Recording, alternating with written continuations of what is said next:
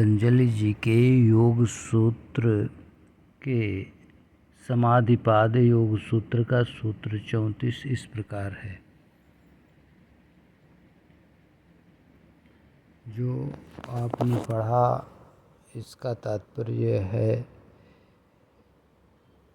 कि प्राण वायु को, मतलब एक जो और तरीका बताए उसके अलावा अब ये बता रहे हैं, माने चित्त कैसे शुद्ध होता है इसके लिए एक और चीज़ क्या बताए हैं बात।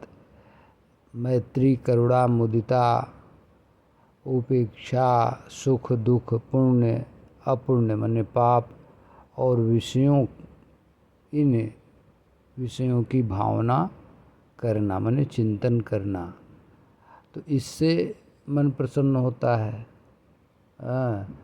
और उसके पहले बोले थे तत्प्रत्येधार्थ एकत्व अभ्यासः, तो इसके लिए हमने निवेदन पहले कर दिया है सूत्र 32 में और सूत्र 33 में।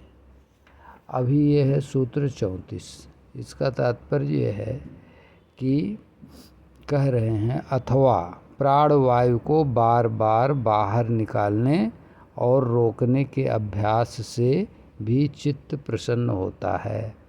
और मैंने उसमें भी कहा पहले वाले में प्रसादे, प्रसन्न होने पर क्या होता है, प्रसादे सर्व दुखानां हानिरस्योपजायते, सभी दुखों का अंत हो जाता है और व्यक्ति अपने दैनिक और सामाजिक दायित्व पूर्ति के काम में एकाग्रता से कर सकता है सफलतापूर्वक। यह है महर्षि पतंजलि के योग सूत्र का सूत्र नंबर 34। और श्रीमद् भगवद गीता में इसको यज्ञ कहा गया है। यज्ञ कहाँ कहा गया है? प्राणापान गतिरुद्ध्वा प्राणायाम परायणः, कि जो अपाने जुहत प्राणम प्राणे अपानम तथा परे। और इस प्रकार से प्राणायाम परायणः, तो ये जो है भगवान श्री कृष्ण जी ने यज्ञ उसमें जो निरूपित किया कि केवल अग्नि में हावी डालना यही एक यज्ञ नहीं है, और भी तरीके के यज्ञ हैं, तो प्राणायाम को एक यज्ञ कहा गया। और वहाँ क्या कहा गया है? पावनानि मनीषिणाम, यज्ञ दान तपः कर्म पावनानि मनीषिणाम, कि यज्ञ दान और तप जो कर्म है ये विद्वानों को, मनुष्यों को भी पवित्र करते हैं। तो यहाँ पर भी महर्षि पतंजलि जी ने योग सूत्र के सूत्र 33 में इसी बात को निरूपित किया है कि इस प्रकार से जो प्राणायाम परायण होता है विधानतः उसका चित्त शुद्ध होता है। और जब चित्त निर्मल होगा तो निर्मल मन में ही ईश्वर का निवास स्पष्ट दिखाई पड़ता है, ब्रह्म स्पष्ट दिखाई पड़ता है।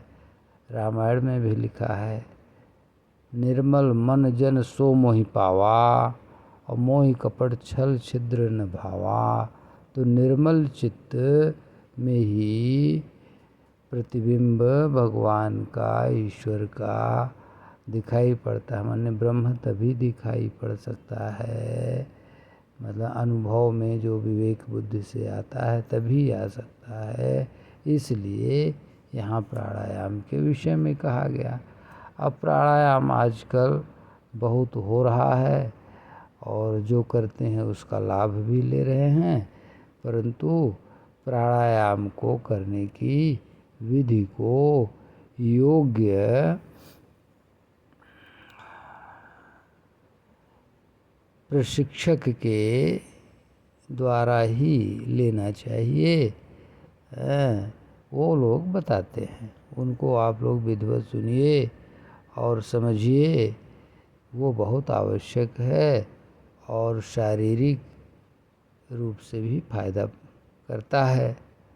जो फेफड़ों में गंदगी जमा रहती है वो भी इस माध्यम से निकलती है, निकल के बाहर हो जाती है और फेफड़े मजबूत होते हैं, स्ट्रांग होते हैं। इससे जो है ऑक्सीजन की पर्याप्त मात्रा शरीर में अवशोषित होती है। ये सब इसके बहुत फायदे शारीरिक भी हैं। तो चित्त को प्रसन्न करने का सूत्र 34 में जो साधन बताया गया है वो है प्राणायाम करना।